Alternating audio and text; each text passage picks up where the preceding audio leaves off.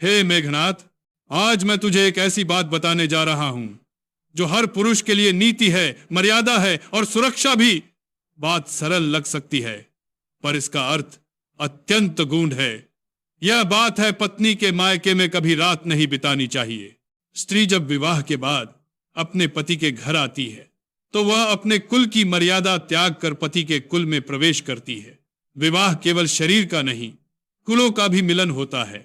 उसका मायका अब उसके अतीत का भाग बन जाता है और पति का घर उसका वर्तमान और भविष्य होता है।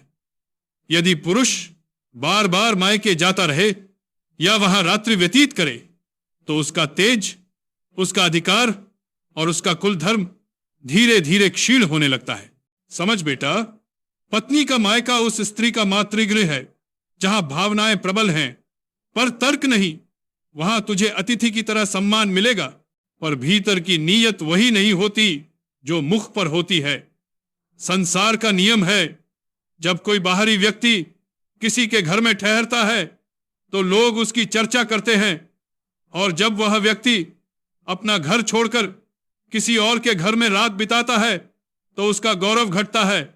मैंने स्वयं ऋषि मुनियों से यह नीति सुनी है, जो पुरुष अपनी पत्नी के मायके में रात्रि बिताता है वह धीरे धीरे अपना पुरुषार्थ खो देता है, क्योंकि वहां के लोग उसे समान नहीं बल्कि बाहरी समझते हैं। जब तू वहां सोएगा तब तेरी पीठ पीछे वही लोग तेरे बारे में हंसी ठिठोली करेंगे, तेरे आचरण पर व्यंग्य करेंगे। यह स्वभाव है मनुष्यों का। जब कोई पराया उनके घर में सहजता से रहने लगे तो सम्मान घटता है और व्यंग्य बढ़ता है। मैं तुझे यह भी बताना चाहता हूं कि हर घर की ऊर्जा भिन्न होती है। मायका उस स्त्री के लिए शुभ हो सकता है परंतु पति के लिए नहीं, क्योंकि वह स्थान स्त्री के ग्रहों से संचालित होता है, और जब पुरुष उस स्थान में रात्रि व्यतीत करता है तो उसके अपने ग्रहों का संतुलन बिगड़ जाता है। इसीलिए कहा गया है कि पति को सदा अपने घर में अपने कुल देवता की छत्र छाया में रहना चाहिए।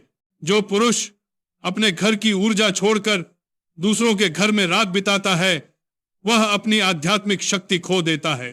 यह बात केवल धर्म की नहीं बल्कि तंत्र की भी है।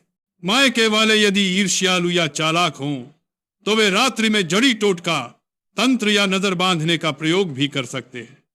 यह संसार का कटु सत्य है। जहां पुरुष अपने घर से दूर होता है वहीं वह सबसे असुरक्षित होता है।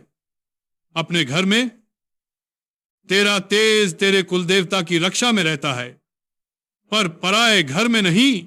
इसलिए कभी भी मायके की रसोई का अन्न न खा और रात का समय वहां कभी न बिताना, क्योंकि वही रात्रि तेरी शक्ति को कमजोर कर सकती है। रामायण का उदाहरण ले। भगवान राम ने भी सीता के मायके अर्थात जनकपुरी में कभी रात्रि नहीं बिताई।